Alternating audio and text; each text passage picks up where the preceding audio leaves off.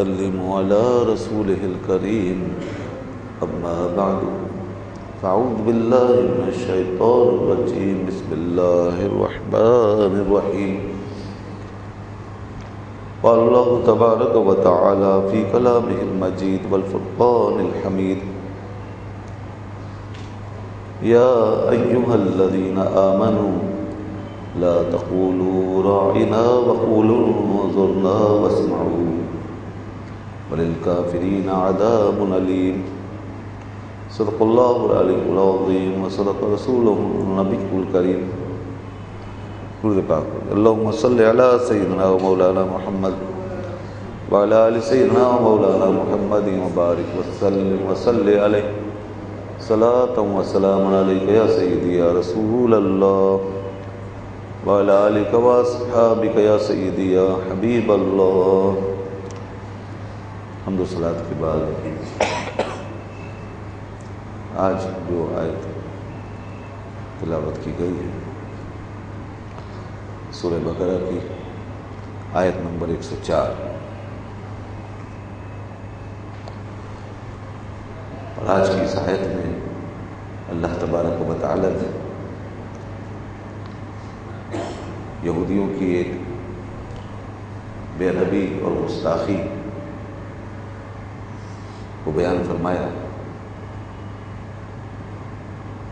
اور ان کی ناپاک ذہنیت، ان کے مذموم مقاصد اور ان کی اسلام دشمنی کا پردہ چاک کیا گیا، اور اس زمین میں پھر اہل ایمان کو اللہ تعالیٰ نے اپنے حبیب مکرم نبی محترم سرور عالم نور مجسم حضرت محمد مصطفیٰ صلی اللہ علیہ وآلہ وسلم کی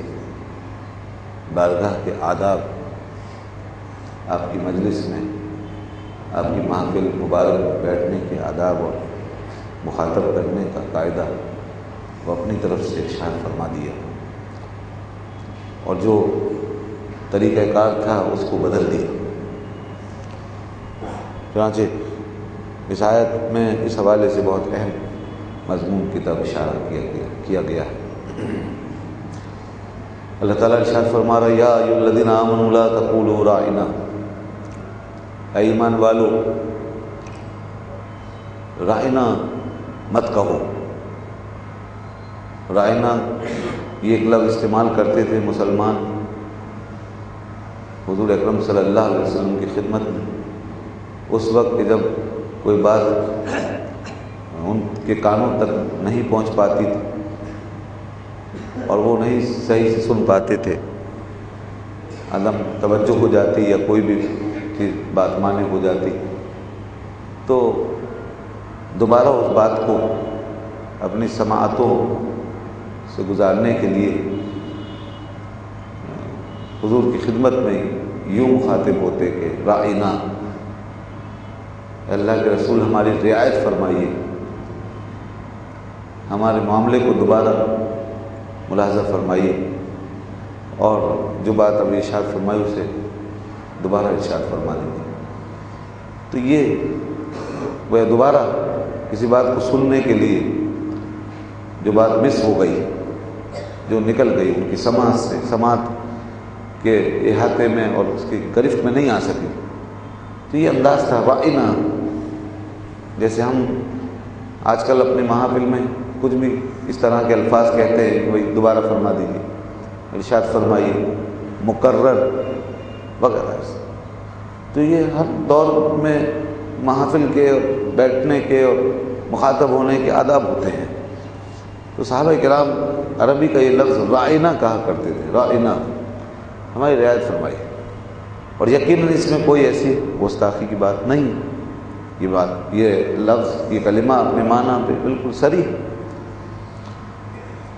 اور نہ صحابہ اور بزرگوں سے اس کی کوئی شائبہ بھی اس کا سمجھا جا سکتا ہے کہ خدا نہ خواستہ اس میں کوئی گستاخی مراد لے سکتے ہیں، نعوذ باللہ من ذالک. اصحاب رسول اللہ صلی اللہ علیہ وسلم تو اپنے نبی سے اتنی محبت کرتے تھے کہ کائنات میں آج تک کسی نے کسی سے اتنی محبت کی نہیں ہوگی. اتنی محبت اور ایسا ادب اور ایسی تعظیم انہوں نے کی ہے کہ آج تک کسی کے لیے ایسا ادب ہوا نہیں ہوگا کائنات میں، مخلوق میں کسی کے لیے ایسا ادب اور تعظیم کبھی نہیں ہوا۔ تو اس لیے صحابہ کرام کا معاملہ بالکل کلیئر ہے، رائنا ہماری رعایت فرمائی، مگر اللہ تعالیٰ نے فرمایا کہ اس کو چھوڑ دو، یہ نہ کہو، لا تقولوا، یہ چھوڑ دو۔ کیوں یہ آیت کیوں نازل ہوئی اور یہ حکم کیوں دیا گیا کہ رائنا مت کہو، بلکہ اس کی جگہ کیا کہو، وقولوا انظرنا، انظرنا کہا کرو، رائنا مت کہو، انظرنا کہو، ہماری طرف نظر فرمائیے۔ اور انظرنا میں بھی وہی مقصد جو رائنا میں ہے وہی انظرنا میں، صرف لفظی ترجمہ الگ الگ ہے، مطلب ایک ہی ہے، مفہوم ایک ہی۔ ہماری رعایت فرمائی یا ہم پر نظر فرمائی، بات معنی میں کوئی فرق نہیں،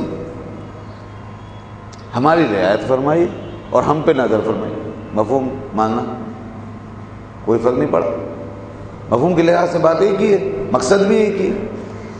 مگر یہ لفظ چھوڑ دو۔ اللہ فرماتے ہیں یہ لفظ مت کرو، رائنا کا، اس کی جگہ متبادل انظرنا کہو۔ کیوں ہوا جناب ایسا، کیوں کہا گیا، کیوں روکا گیا؟ وجہ یہ تھی، تمام مفسرین نے لکھا کہ حضور صلی اللہ علیہ وسلم کی بارگاہ میں منافق بھی آتے تھے، یہود آتے تھے، غیر مسلم آ کر بیٹھتے، اور خاص طور پہ منافق جو اندر سے یہودی تھے، کافر تھے، اوپر سے انہیں کلمہ پڑا ہوا تھا، تو وہ آتے تھے اپنے ناپاک عزائم کے ساتھ، برے ارادوں کے ساتھ، اور ان کو سب سے زیادہ جس چیز سے، جس بات سے نفرت تھی، عداوت تھی، دشمنی تھی، وہ تھا نبی صلی اللہ علیہ وسلم کا ادب اور احترام کا موقع۔ انہیں اللہ کے رسول سے سب سے زیادہ بغض تھا، آپ کو برداشت نہیں کرنا چاہتے تھے، اور آپ کی بارگاہ میں کوئی ادب اور احترام دیکھ نہیں سکتے، یہ تھا ان کا مزاج۔ انہیں یہ بات معلوم تھی کہ دین کی بنیاد آپ ہی ہیں، آپ ہی سے ابتدا ہوگی، آغاز ہوگا، اور آپ سے ساری بات آگے بڑھے گی، لہذا آپ ہی کی ذات کو نشانہ بنایا جائے تاکہ یہ دین کا سلسلہ یہیں ختم ہو جائے۔ نازک معاملہ ہے، لہذا انہوں نے اپنے اس بغض، عناد اور اپنے حسد کو ظاہر کرنے کے لیے مختلف طریقے اختیار کیے، گستاخیاں، بے ادبیاں، یہ انہوں نے شروع کر دی، اور وہ موقع ڈھونڈتے تھے کہ کون سا موقع گستاخی کا، نعوذ باللہ، اس کو اویل کرے، کون سا پہلو نکل رہا ہے اس کو اختیار کرے، کون سی بات نبی کی توہین پر منتج ہو سکتی ہے وہ بات کرے، کون سی چیز معاذ اللہ نبی کو تنگ کر سکتی ہے وہ کام کرے، یہ وہ کرتے تھے۔ اب کیا کیا انہوں نے، جب دیکھا کہ مسلمان کہہ رہے ہیں رائنا، تو انہوں نے اس کو ذرا سا کھینچ کر بگاڑنے کی کوشش کی، اور اس سے ایک فاسد اور غلط معنی نکال کر اس کے ذریعے نبی پاک صلی اللہ علیہ وسلم کی توہین کی، اور وہ یوں کہ رائنا ایسے کرتے تھے، رائے کو کھینچ کر، رائی جب کھینچ دیں گے نا یا کے ساتھ، ابھی تو زیر ہے، کسرہ ہے، جب اس کو یا بنا دیں گے تو یہ چرواہے کے معنی، رائی معنی چرواہا، تو اب وہ چرواہا لفظ بنا کر اس کو چرواہے کے معنی دے کر اور رائی کھینچ کر پڑھ کے پھر یہ تصور کرتے تھے کہ ہم نے نبی کو چرواہا کہہ دیا، ہم نے اپنا چرواہا کہہ دیا، نعوذ باللہ، اور پھر باہر نکل کر خوش ہوتے تھے اور کہتے تھے لو جی ہم نے یہ کام کر لیا، اور لوگوں کو بتاتے تھے کہ یہ ہم ان کو بات کہہ کر آئے۔ یہ تھی ان کی شرارت، یہ تھی ذہنیت یہود کی، کیسی ناپاک ذہنیت تھی، اس کو کہتے ہیں فساد فی الارض۔ جب کوئی ایسے کام کرے نا، وہ فساد فی الارض، اور نبی کی گستاخی اور بے ادبی سے بڑھ کر کیا فساد ہوگا، قرآن نے ان منافقوں کے لیے شروع میں فرمایا تھا نا وَإِذَا قِيلَ لَهُمْ لَا تُفْسِدُوا فِي الْأَرْضِ قَالُوا إِنَّمَا نَحْنُ مُصْلِحُونَ، جب ان سے کہا جاتا ہے کہ زمین میں فساد مت پھیلاؤ تو کہتے تھے ہم تو صرف اصلاح کر رہے ہیں، ہم تو صرف مصلح، الا انہم هم المفسدون ولکن لا یشعرون، خبردار یہی مفسد ہیں، یہی فسادی ہیں، لیکن ان کو اپنے فساد کا شعور نہیں، انہیں اندازہ نہیں ہے کہ کیا کرنے جا رہے ہیں اور یہ فساد کر رہے ہیں۔ تو قرآن نے بتا دیا یہ ہے فساد کی ایک خوفناک ترین صورت، نبی کی بے ادبی، نبی کی گستاخی۔ تو جناب یہ کام وہ کر رہے تھے، فرمایا گیا لَيِّم بِأَلْسِنَتِهِمْ، اپنی زبانیں موڑتے تھے، زبانیں ٹیڑھی کر کے پھر گستاخی کرتے۔ اسی طرح کی اور بھی باتیں ہوں گی، جیسے یہاں انہوں نے ایک بات کی، اور کئی واقعات حدیث میں موجود بھی ہیں، کیا کیا سازشیں انہوں نے کی، اور میں پہلے بھی بیان کرتا رہا ہوں۔ ایک آیت کے ضمن میں نے بتایا تھا کہ یہ انبیاء کرام کے قاتل بھی ہیں، اور نبی پاک صلی اللہ علیہ وسلم کو بھی شہید کر دینے کی انہوں نے کوششیں کی، آپ کو معاذ اللہ کے ہلاک کر دیں، شہید کر دیں اور آپ کی جان ضائع کر دیں، اس کے لیے انہوں نے منصوبے بھی بنائے، پلاننگ بھی کی اور کوششیں کی، لیکن اللہ نے بچایا۔ اللہ نے اپنے نبی کی جان کی بھی حفاظت کی اور اپنے نبی کی عزت اور ناموس کی بھی حفاظت کی۔ واللہ یعصمک من الناس، اور اللہ تمہیں بچائے گا اے نبی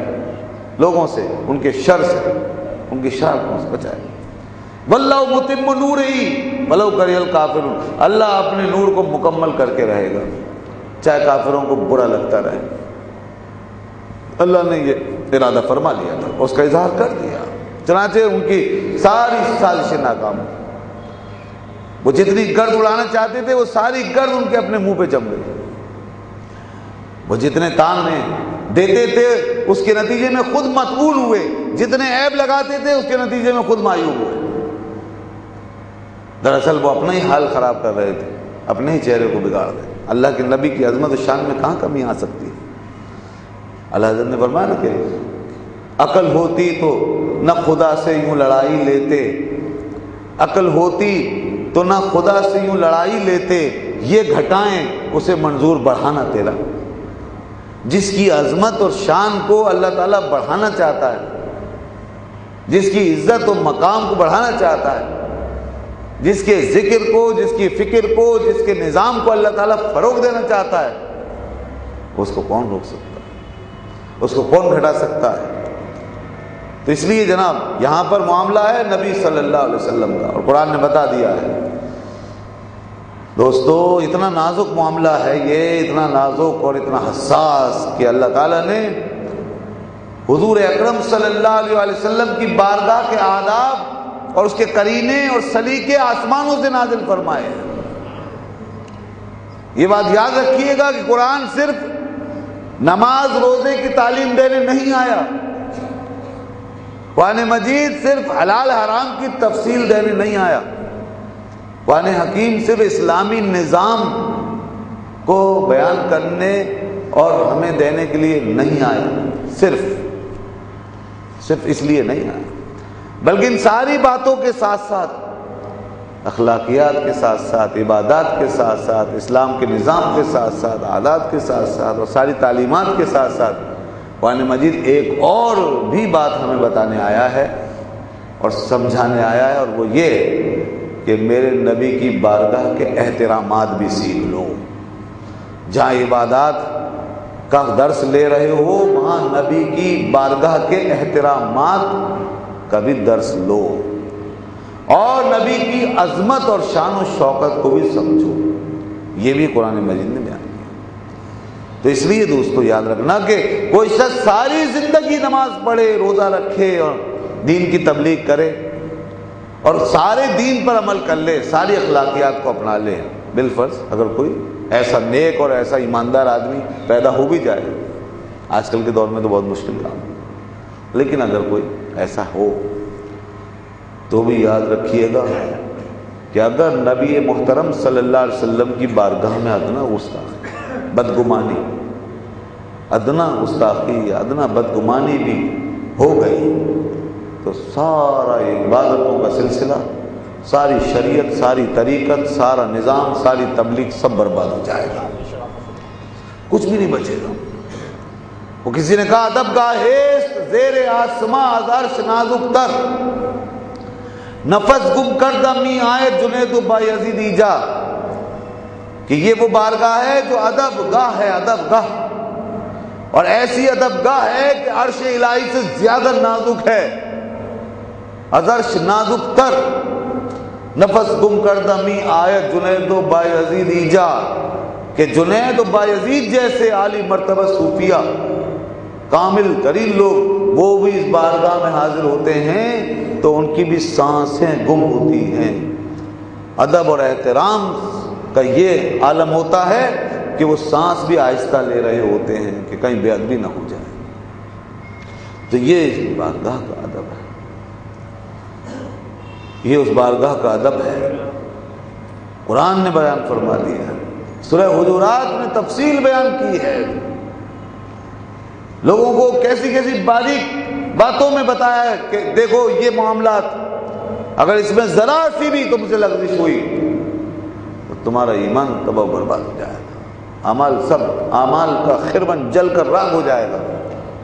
فرمایا یا ایھا الذین آمنوا، اور ایمان والوں سے بات کی ہے، کافروں سے تو بات کرنا ہی بیکار ہے نا، وہ تو مانتے ہی نہیں ہیں، وہ تو انہیں کیا ادب سکھایا جائے، وہ تو ہے ہی منکر و مکذب، مسئلہ تو ایمان والوں کا ہے۔ ایمان والو اپنے ایمان کو بچاؤ اور اپنے اس آشیانے کی حفاظت کرو، اور سن لو لا تقدموا فرمایا آگے نہ بڑھنا، بین یدی اللہ و رسولہ، اللہ اور اس کے رسول سے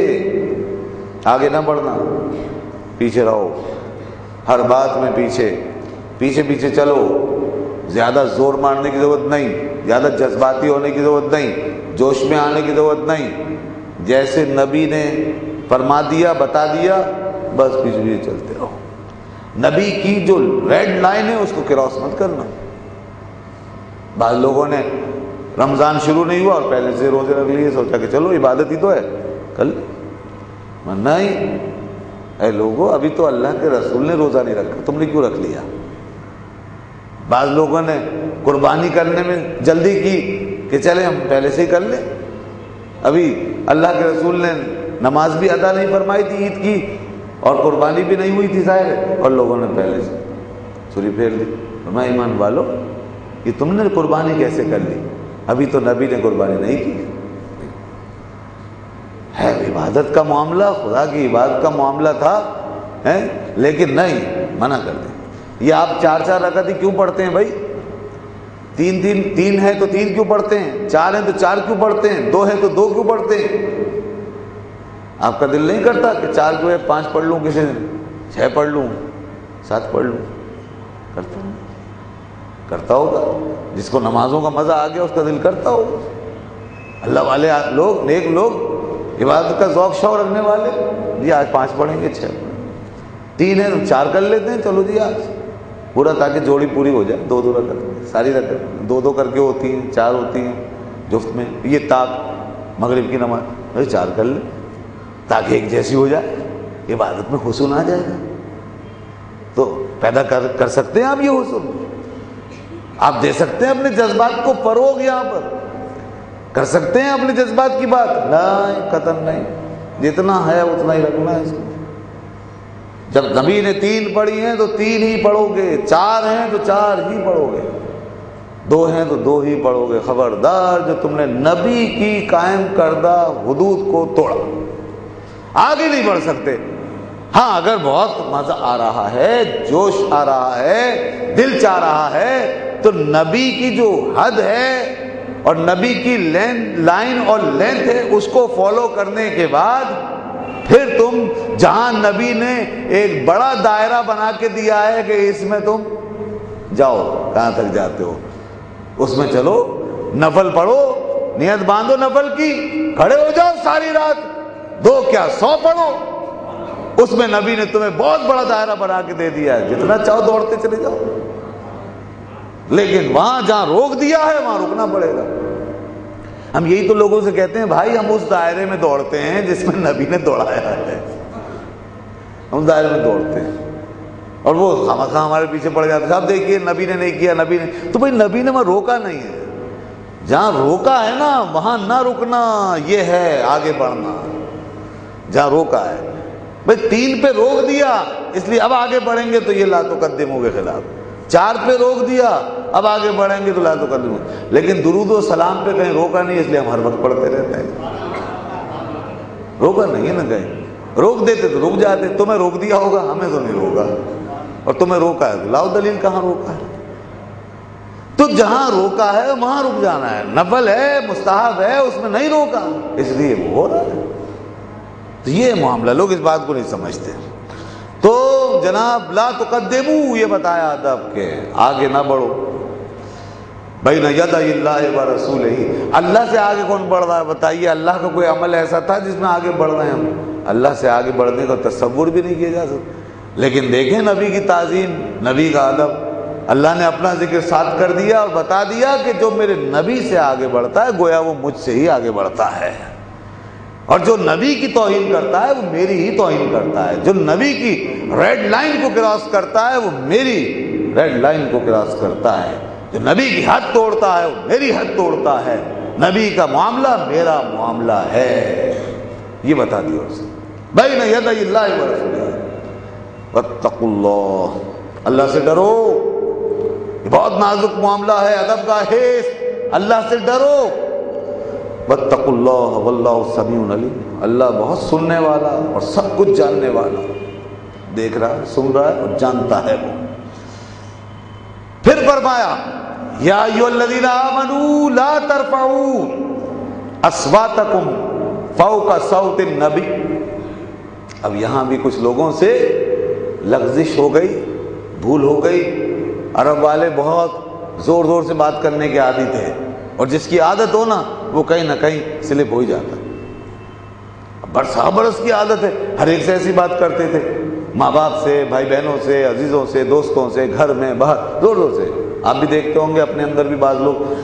گفتگو کرتے ہیں، بعض برادریوں میں قوموں میں یہ عادت ہوتی ہے، وہ زور زور سے بولتے ہیں، ادب بھی کریں گے تو ادب کی بات بھی کریں گے تو زور سے کریں گے، چیخ چیخ کے کرتے ہیں، عرب والے بہت زور سے بولتے تھے، ابھی بھی آپ دیکھ سکتے ہیں ان کے معاشرے میں یہ چیز پھر آ گئی ہے، زور سے بولتے ہیں، اچھا اب جب زور سے بولنے کی عادت تھی اور جب معاملہ آیا نبی کی بارگاہ کا تو اللہ تعالیٰ کو تو یہ بات پسند نہیں ہے کہ اس کے محبوب کی بارگاہ میں کوئی زور سے بات کرے، اللہ کو یہ بات پسند نہیں تھی کہ اس کے محبوب سے کوئی اس طرح بات کرے جس طرح دوسروں سے کرتا ہے، اللہ تعالیٰ کو یہ بات پسند نہیں ہے کہ کوئی اس کے محبوب کی آواز سے اونچی آواز لے کر آگے آئے، نہیں، آواز میں بھی اونچے نہیں ہو سکتے، دیکھیے ایک اشارہ ادھر نبی کے سراپا کے حوالے سے آپ نے پڑھا ہوگا سنا ہوگا، معتدل میانہ قد تھے ہمارے نبی محترم سے، ہر چیز معتدل میانہ، قد بھی معتدل تھا، ایسا نہیں بہت لمبا اور نہ چھوٹا، کیونکہ لمبا قد بھی معیوب ہوتا ہے، بڑا لگتا ہے، اور چھوٹا بھی، لیکن اللہ کو یہ بات پسند نہیں ہے کہ کوئی کسی بھی لحاظ سے نبی سے اونچا نظر آئے، اب ظاہر ہے کہ قد میں کچھ لوگ لمبے ہو سکتے ہیں معتدل حد سے زیادہ، جیسے حضرت عمر رضی اللہ عنہ کا قد لمبا تھا، تو لکھا ہے کتابوں میں کہ اللہ کو چونکہ یہ بات گوارا نہیں ہے کہ نبی سے کوئی کسی بھی لحاظ سے اونچا دکھائی دے، اوپر دکھائی دے، لہذا حضور جب لوگوں کے ساتھ چلتے تھے تو باوجود اس کے کہ میانہ قد تھے، درمیانہ قد رکھتے تھے آپ صلی اللہ علیہ وسلم، مگر کوئی بھی لمبے سے لمبا آدمی آپ کے ساتھ چلے تو اس سے بھی اونچے آپ نظر آتے تھے، کہیں کوئی یہ نہ ہو کہ کوئی آپ سے قد میں تھوڑا اونچا ہے تو کہیں اس کی اونچائی دیکھ کر کے لوگ نبی کی عظمت اور احترام کے تصور کو کہیں کم محسوس نہ کریں، نبی کی شان میں کوئی تخفیف کا پہلو نہ آ جائے، اللہ نہیں چاہتا، لہذا اس طویل القامت شخص سے بھی آپ کو اونچا دکھاتا تھا، قد تو میانہ ہی تھا مگر وہ اپنی قدرت سے دکھاتا تھا، اب وہ طویل القامت کا قد یا تو نیچا کر دیتا تھا یا اپنے نبی کا قد اونچا کر دیتا تھا، جس طرح بھی کرتا تھا مگر دکھاتا تھا. یہ شان تھی نبی پاک صلی اللہ علیہ وسلم. پھر یہاں آواز اور گفتگو کا معاملہ آیا تو حضور کی آواز اور گفتگو اور لہجہ اس میں بھی اعتدال عطا فرمایا. دھیمی آواز، دھیمی آواز، معتدل آواز، چیختے نہیں، زور سے نہیں بولتے تھے. اور زور سے بولنا عام گفتگو میں، تقریر وغیرہ کی بات نہیں کر رہا میں، واعظ وغیرہ یا نعت منقبت یا تلاوت یہ الگ معاملہ ہے. گفتگو میں زور سے بولنا یہ خلاف ادب ہے، چیخ چیخ کے بولنا. اللہ نے اپنے محبوب کو معتدل انداز اور لب و لہجہ عطا فرمایا. لیکن عربوں کی عادت تھی زور سے بولنے کی، چیخ چیخ کے بات کرنے کی. اب اللہ نے نہیں چاہا کہ کسی کی آواز میرے نبی کی آواز پہ اونچی ہو، کیونکہ جس کی آواز اونچی ہو جاتی ہے وہ بظاہر لوگوں کے ذہنوں پر وقتی طور پہ غالب آ جاتا ہے، چھا جاتا ہے، رعب جما لیتا ہے. یہ کیسے ہو سکتا ہے کہ نبی دو جہاں کے آگے کوئی اپنا رعب جمائے؟ تو فرمایا ایمان والو اپنی آوازیں پست رکھو، پست، اپنی آوازوں کو نیچا کرو، کسی کی آواز بلند نہ ہونے پائے. قد کا معاملہ تو اختیار میں نہیں ہے لوگوں کے کہ اس کو نیچا کریں، ورنہ تو وہ قد کا حکم دیتا کہ اپنے قد نیچے کر کے آؤ، وہ تو اس نے بنا دیا. لیکن آواز تو نیچی کر سکتے ہیں نا، جو زور سے بول رہا ہے وہ آہستہ بول سکتا ہے نا، تو اس لیے آواز نیچی کرو. اس لیے پھر لوگ آتے اور آواز پست ہوتی تھی. یا ایھا الذین آمنوا لا ترفعوا اصواتکم فوق صوت النبی، نبی صلی اللہ علیہ وسلم کی آواز پر تمہاری آوازیں اونچی نہیں ہونی چاہیے. ایک اعرابی تھا، بعض دفعہ ظاہر ہے کہ لوگ سب تربیت ہی پا رہے ہیں اور نئے نئے لوگ آ رہے ہیں، بہت سے لوگوں کو بہت سی باتیں نہیں پتہ جو دور دور سے آ رہے ہیں. اعرابی آیا اور اس نے زور زور سے آپ کو مخاطب کیا، یا محمد صلی اللہ علیہ وسلم السلام علیکم. آپ نے جواب اس سے زیادہ اونچی آواز میں دیا، وعلیکم السلام، جو آپ کی عادت مبارکہ نہیں تھی، اس سے زیادہ اونچی آواز میں. لوگوں نے محسوس کیا، صاحب عرض کیا رسول اللہ آپ نے اتنی اونچی آواز میں جواب دیا، اس سے پہلے ہم نے کبھی آپ کو اتنی بلند آواز سے بات کرتے نہیں سنا. فرمایا اس نے آواز اونچی کی تھی، مجھے یہ ڈر ہوا کہ کہیں ایسا نہ ہو کہ اس کی آواز میری آواز کے اوپر چلی جائے، کیونکہ اگر میں وعلیکم السلام آہستہ کہتا تو اس کا سلام میری آواز کے اوپر ہو جاتا، اور جب اس کا یہ تخاطب اور یہ بات میری آواز کے اوپر چلی جاتی تو یہ اس کے نامہ اعمال میں بے ادبی بن جاتا. میں نے اس کو بے ادبی سے بچانے کے لیے کہ اس کی آواز میری آواز کے اوپر نہ رہے، نیچے ہو جائے، تو اس سے زیادہ اونچی آواز میں جواب دے دیا ہے تاکہ اس کی یہ بے ادبی سے بچ جائے، اور دوسری بات یہ کہ اس کے اعمال غارت ہونے سے بچ جائیں. ظاہر بے ادبی کا آگے انجام یہی آ رہا ہے. فرمایا وَلَا تَجْهَرُوا لَهُ بِالْقَوْلِ كَجَهْرِ بَعْضِكُمْ لِبَعْضٍ، اور چیخ چیخ کر بات نہ کیا کرو نبی صلی اللہ علیہ وسلم سے جیسے کہ تم ایک دوسرے سے چیخ چیخ کر بات کرتے ہو. پھر آگے یہ بھی فرما دیا کہ چیخ چیخ کر بات نہ کرو. ان تحبط اعمالکم وانتم لا تشعرون، فرمایا کہ کہیں ایسا نہ ہو کہ تمہارے اعمال برباد ہو جائیں، وانتم لا تشعرون، اور تمہیں پتہ بھی نہ چلے کہ تمہارے عمل برباد ہو چکے ہیں. یہ ہے وہ اصل سزا، بہت خطرناک سزا ہے. میں نے پہلے عرض کیا تھا کہ ساری عبادتیں بھی انسان بجا لایا، سارے اخلاقیات کا مجموعہ بن گیا، ساری تعلیمات پہ عمل پیرا ہو گیا، ایک ایک دین کی جزیات کو اپنا لیا، اور آپ اپنے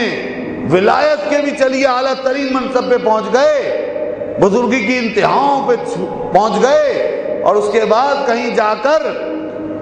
آپ نے نبی پاک صلی اللہ علیہ وسلم کی بارگاہ میں ادنا گستاخی خدا نخواستہ آپ سے سرزد ہو گئی، تو یاد رکھیے گا سب کچھ ڈھیر ہو جائے گا. فرمایا ان تحبط اعمالکم وانتم لا تشعرون، سارے اعمال برباد ہو جائیں گے اور تمہیں پتہ بھی نہیں چلے گا.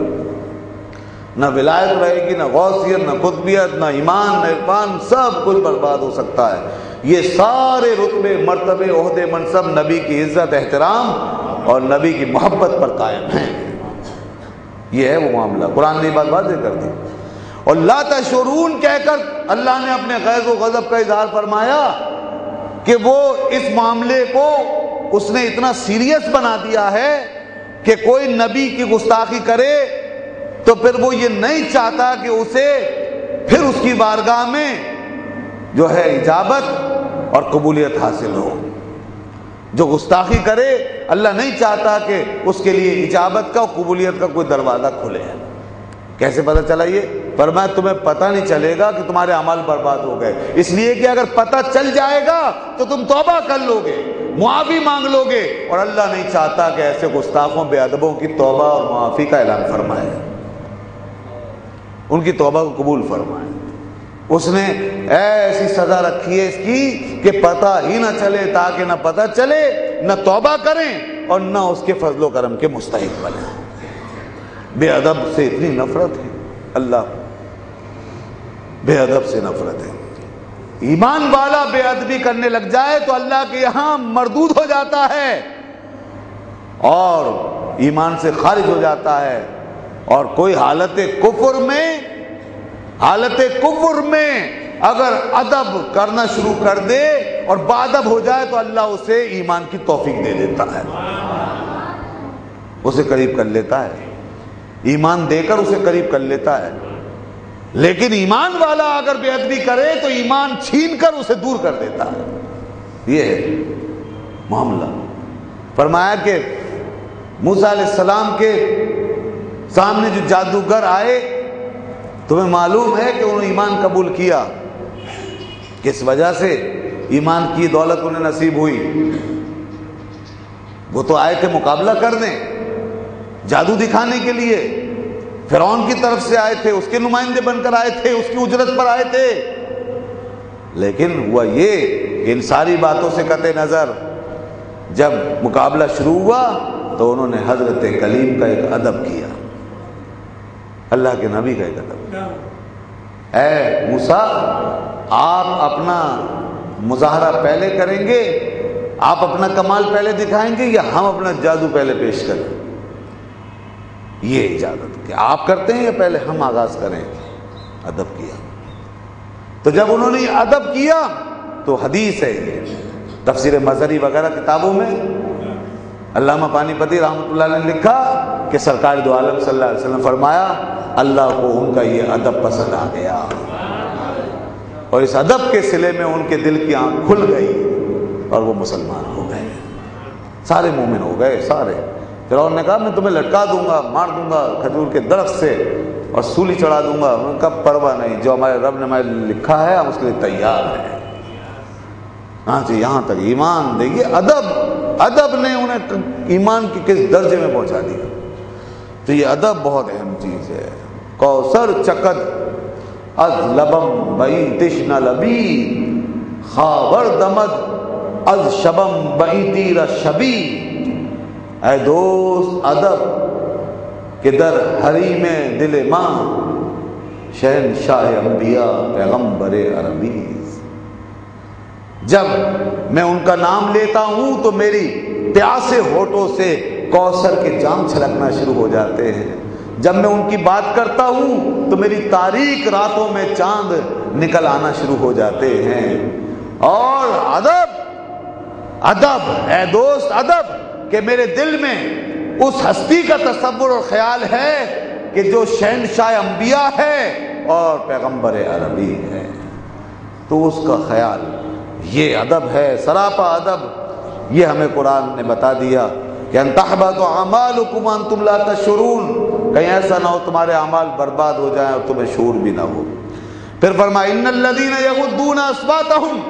عند رسول اللہ اولئک الذین امتحن اللہ علیہم اولئک الذین امتحن اللہ قلوبهم للتقوی لهم مغفرۃ واجر عظیم. بے شک وہ لوگ جو نبی کی بارگاہ میں اپنی آوازوں کو پست رکھتے ہیں، ادب سے آہستہ بولتے ہیں، پست آواز میں بات کرتے ہیں، ادب کرتے ہیں. فرمایا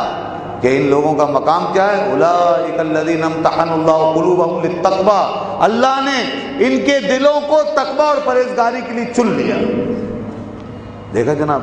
جب لوگوں نے ادب کیا اور قرآن کی انسٹرکشن پر عمل کیا، ان ہدایات کو فالو کیا، تو پھر دیکھو کہ اللہ نے ان کے لیے تقوی کی سند جاری فرما دی. اس کو کہتے ہیں تقوی، تقویٰ صرف وہ نہیں ہوتا کہ اوپر سے ایک لبادہ اوڑھ لیا اور بس ایک خاص حالت میں حلیے میں آ کر کے لوگوں کو دکھا دیا کہ جی تقویٰ ہم تو متقی ہیں. ہاں کچھ تھوڑا بہت پرہیز اپنا لیا, کچھ چھوڑ دیا, کچھ لے لیا, یہ محض تقویٰ محض نہیں, یہ تقویٰ نہیں, صرف یہ تقویٰ نہیں. تقوی کی بنیاد شروع ہوتی ہے نبی کی محبت اور نبی کے ادب سے. دل سے شروع ہوتا ہے تقویٰ. جب دل میں تعظیم اور ادب بیٹھ جاتا ہے, پھر اس کے بعد عمل میں انقلاب آ جاتا ہے, احتیاط پیدا ہو جاتی ہے, تو یہ تقویٰ ہوتا ہے. اور جہاں دل میں اثر نہ ہوا اور ادب داخل نہیں ہوا اور بے ادبی کا خیال رہا, تو وہاں جتنا چاہو اپنے عمل میں احتیاط برت لو اور جتنی چاہو شریعت کی بات کو اپناؤ, تقویٰ شروع ہی نہیں ہوگا. آگے بڑھنا تو بہت دور کی بات ہے. تو اس لیے فرمایا ان کے دلوں کو تقوی کے لیے چن لیا. کب؟ جب انہوں نے اس ادب کا اظہار کیا, اس ادب کا اظہار کیا, وہ چن لیے. وہ کون تھے؟ وہ صحابہ کرام تھے. ان کے لیے مغفرت ہے, ان کے لیے اجر. پھر فرمایا ان الذين ينادونك من وراء الحجرات اکثرهم لا يعقلون. کچھ لوگ آئے باہر سے پکارنا شروع کر دیا, یا محمد یا محمد صلی اللہ علیہ وسلم. یہ بے ادبی ہے. اب بھائی کوئی آپ کے دروازے پہ باہر ملنے آئے گا تو آپ کو کچھ نہ کچھ تو کہے گا نا, بلائے گا آپ کو. ہمیں بلاتے ہیں نا لوگ, گھنٹی بھی بجاتے ہیں, سلام کریں گے, آواز دیں گے, ورنہ پتہ کیسے چلے گا. ہمارے لیے تو یہ ہے, ٹھیک ہے آپ دستک دیں, آپ سلام کریں, گھنٹی بجائیں, بیل دیں, کچھ بھی کریں.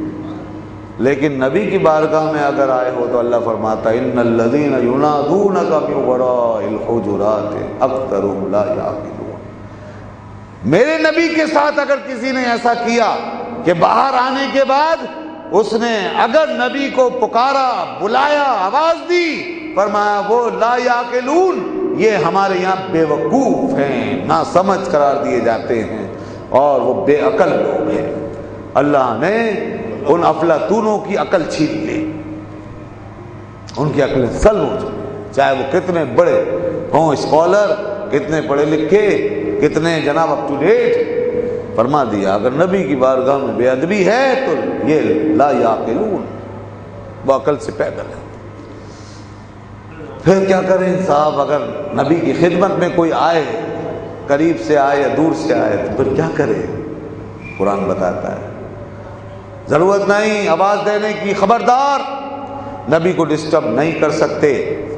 نبی دو عالم کو ڈسٹرب نہیں کر سکتے, ان کے معاملات میں حرج پیدا نہیں کر سکتے. اگر نبی دو عالم اگر وہ اپنے گھر میں در دولت میں تشریف فرما ہیں تو تمہیں اجازت نہیں کہ باہر سے آواز دے کے مجبور کرو اور نبی کے معمولات میں خلل پیدا کرو.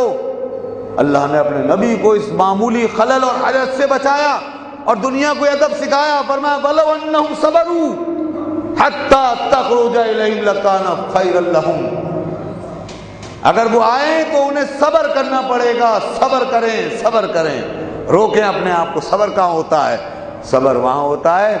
جہاں آپ کو کوئی چیز مجبور کرے کسی طرف لے جانے پہ, اور پھر آپ اپنے آپ کو روک لیں کسی فورس کے مقابلے میں, کسی مخالف طاقت کے مقابلے. اب ظاہر ہے کہ انسان کی ضرورت بھی ہوتی ہے, جب آتا ہے ضرورت ہوتی ہے, انسان کی کوئی خواہش بھی ہوتی ہے, جذبہ بھی ہوتا ہے, دل بھی چاہ رہا ہوتا ہے کہ بس میں جلدی, ہر آنے والا جلدی میں ہوتا ہے. آپ دیکھتے ہیں نا, آپ بھی کہیں جائیں جلدی میں, اور اندر والا بیچارہ اس کو ہمیشہ شکایت رہتی ہے, ارے بھائی صبر تو کرو, ارے بھائی صبر تو کرو, آ رہا ہوں.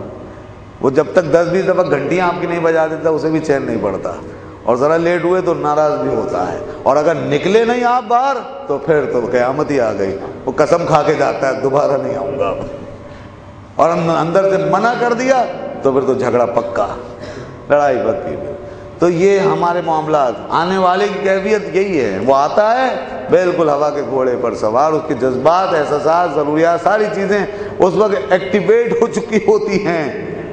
ایکٹیویٹ ہو کر آیا ہے وہ جو آیا ہے. آپ تو سکون سے بیٹھے ہیں نا, ہم آپ گھر میں سکون سے ہیں, لیکن جو آیا وہ ایکٹیویٹ ہو گیا ہے. اللہ نے فرمایا یہ تم اپنا ایکٹیویزم اپنے پاس رکھو, اپنے جذبات کو ٹھہراؤ, اپنی ضروریات کا منہ باندھ دو، تمہاری کوئی چیز میرے نبی سے بڑی نہیں ہے، کوئی چیز نبی سے بڑی نہیں۔ صبر کرو، روکو اپنے آپ کو، وَلَوْ أَنَّهُمْ صَبَرُوا حَتَّى تَخْرُجَ إِلَيْهِمْ، اور کب تک صبر کرو گے یہ بھی بتائے دیتے ہیں، کب تک صبر کرو گے؟ فرمایا حَتَّى تَخْرُجَ إِلَيْهِمْ، اس وقت تک صبر سے کھڑے رہو جب تک میرے نبی خود نہ آ جائیں باہر، جب تک خود تشریف نہ لے آئیں۔ جب تم یہ کرو گے تو لَكَانَ خَيْرًا لَهُمْ، یہ تمہارے لیے بہتر ہوگا، لَكَانَ خَيْرًا لَهُمْ۔ تو یہ ہے واللہ غفور رحیم، اور اللہ بخشنے والا اور مہربان ہے۔ یہ آداب دیکھیے، میں نے پہلی آیت سے لے کر اس آیت تک یہ سب وہ آیتیں ہیں جن میں ہمیں قرآن حکیم آداب سکھا رہا ہے، حاضری کے، گفتگو کے، کلام کے، مخاطب کرنے کے، بات کرنے کے، آنے کے، جانے کے، یہ آداب سکھا رہا ہے قرآن حکیم۔ اور کتنا جلالت آمیز، جلالت معاب انداز ہے اللہ کا، غیظ و غضب بھی کبھی اظہار ہے، رحمت و مغفرت کا بھی ذکر ہے۔ تو دونوں چیزوں کو یوں جمع کیا، اگر بے ادبی ہوئی تو غیظ و غضب بھی غضب کا ہی ہوگا، اور اگر تم نے ادب کے قرینے بجا لائے تو پھر رحمت و مغفرت بھی دیکھنے والی ہوگی، دیکھنے والی ہوگی، پھر وہ تمہیں نوازے گا بھی ایسے ہی۔ جیسے بے ادبی سے تمہارا سب کچھ لٹ سکتا ہے، ایسے ہی ادب کر کے تم اس کے خزانے لوٹ سکتے ہو، لوٹ سکتے ہو، اس کی رحمتیں، اس کی مغفرتیں۔ نبی کا ادب کرو، پھر دیکھو تمہارے لیے کیا کیا ہوتا ہے۔ فرمایا لا تقولوا رائنا، فرمایا خبردار ایمان والو رائنا نہیں کہو گے۔ رائنا سے مومنوں کو منع کر دیا، اس لیے کہ اس لفظ سے یہودی، منافق، گستاخ، بے ادب ناجائز فائدہ اٹھا رہے ہیں، اس کو غلط استعمال کر رہے ہیں، اس سے بے ادبی کا پہلو نکال رہے ہیں۔ اللہ نہیں چاہتا کہ ایسی کوئی جائز بات بھی باقی رہے، ایسا کوئی قانون، ایسی کوئی جائز بات، مباح امر بھی باقی رہے جس کے اندر موڑ توڑ کر کے آسانی سے نبی کی گستاخی کا پہلو نکل سکے۔ اللہ ایسی ساری جائز باتوں کو اٹھا دینا چاہتا ہے، بدل دینا چاہتا ہے۔ رائنا کا لفظ مومنوں کے لیے جائز تھا، مگر منافقوں نے، بے ادبوں نے جب اس سے گستاخی کا معنی نکالا، اللہ نے فرمایا مومنوں اب تمہارے لیے بھی ناجائز ہو گیا، اس لیے کہ اصل میں تو تمہیں اس بارگاہ کا مؤدب بنانا ہے، نبی کا احترام سکھانا ہے۔ لفظوں کا کیا ہے، ایک لفظ نہیں دوسرا صحیح، ادب ضروری ہے، ادب ضروری ہے۔ کوئی اب اس چکر میں نہ پڑے، نہیں پڑھا نہ ہو، کسی نے یہ بات کی نہ پوچھا کہ رائنا میں کیا بات ہے صاحب، ہماری نیت بھی صحیح تھی، ہمارا مقصد بھی صحیح تھا، پھر ہمیں کیوں منع کیا؟ نہیں، میں روک دو، منع۔ اور کیا کہو اس کی جگہ انظرنا، اب اللہ نے یہ بھی نہیں چاہا کہ ان کی مرضی پہ چھوڑا جائے کہ کوئی اور لفظ نہیں، ہم دے دیتے ہیں انظرنا، ہماری طرف سے لے لو، انظرنا کہو گے۔ اور انظرنا کا مطلب کیا ہو گیا؟ یہ اور یعنی کہ ادب کا اس میں پہلو نمایاں ہو گیا، ٹھیک ہے جی، بے ادبی کا احتمال ختم ہو گیا، ادب کا پہلو نمایاں ہوا، اور مطلب وہ ہم پر نظر کرم فرمائیے، ہم پر نظر فرمائیے، ہم پر توجہ فرمائیے۔ واسمعوا، اور سنا کرو غور سے۔ بات یہ ہے کہ یہ بات انظرنا یا رائنا یہ کہنے کی ضرورت کب پڑی؟ جب توجہ تمہاری کم ہوئی، کہیں تم نے مس کر دیا نبی کا کوئی فرمان، تمہاری غفلت، تو فرمایا کہ انظرنا کا مطلب یہ نہ سمجھنا کہ اب تم بس آرام سے سہولت سے بیٹھو اور سنی انسنی کرو، اور جب دوبارہ سننے کے لیے دل کرے تو پھر بار بار انظرنا کی تکرار کرتے رہو۔ یہ نہ سمجھنا کہ رب نے دے دیا ہے انظرنا تو اب تم نبی کی تکلیف سے قطع نظر اب اس کی تکرار میں لگ جاؤ، انظرنا اور کہو کہ تو رب نے فرمایا ہے۔ تو یہ یاد رکھنا، یہ جو رب نے انظرنا دیا ہے یہ نبی کو تکلیف سے بچانے کے لیے، بے ادبی سے بچانے کے لیے، طعن التشریح سے بچانے کے لیے۔ اب اگر تم نے انظرنا کے اندر تکرار کی تو پھر نبی کو اذیت ہوگی، تکلیف ہوگی، لہذا تمہیں حکم دیا جاتا ہے کہ واسمعوا، توجہ سے سنو تاکہ تمہیں بار بار انظرنا بھی نہ کہنا پڑے، اس کی نوبت ہی نہ آئے اور نبی کے دل کو اذیت، انہیں بار بار کہنے کی اور دہرانے کی زحمت پڑے، انظرنا بھی کہنے کی نوبت نہ آئے۔ ہاں مجبوری ہو جائے، نہیں سن سکے، بشری طاقت کے بعد بھی نہیں سن، تو پھر اس کے بعد انظرنا کہہ کر اس کلام کو ریوائز کروا سکتے ہو۔ یہ ہے وہ آداب، دیکھیں آپ باریکیاں دیکھیں۔ وَلِلْكَافِرِينَ عَذَابٌ أَلِيمٌ، اور یہاں پر آخر میں شروع کیا تھا مومنوں سے، فرمایا یا ایھا الذین آمنوا، اور اینڈ ہوا تو اس پر وللکافرین عذاب علیم، اور کافروں کے لیے بہت بڑا عذاب، دردناک عذاب ہے کافروں کے لیے۔ یعنی اختتام پر بتا دیا کہ یہ جو پیچھے ادب کی منزل ہے یہ ایمان و کفر کے درمیان حد فاصل ہے۔ ادب بجا لاؤ گے تو مومن رہو گے، اور ادب نہیں، ادب ہاتھ سے چھوٹ گیا تو مومن نہیں رہو گے، کافر ہو جاؤ گے، اور کافروں کے لیے عذاب علیم ہے، دردناک عذاب ہے۔ تو دوستو یہ ہے آیت قرآن مجید کی اس مقام پر کہ یہودیوں کا مضمون چل رہا ہے پہلے سے، اور آگے بھی اس قوم کا ذکر ہوگا مزید، اس لیے یہاں پر یہ کہ ان کی شرارت اور ان کی خوفناک اور بھیانک حرکت یہ بیان کر دی گئی تاکہ ہمیں معلوم ہو جائے کہ بارگاہ رسالت کے حوالے سے ان کے نظریات کیا ہیں اور ہمیں کس قسم کا ادب سکھایا ہے قرآن نے۔ اللہ تعالی ہم ناصر ہو ہمارا، اور ہمیں نبی کی بارگاہ میں ادب اور احترام اور اپنے رسول سے محبت اور اطاعت کرنے کی توفیق عطا فرمائے۔ وآخر دعوانا الحمدللہ رب العالمین۔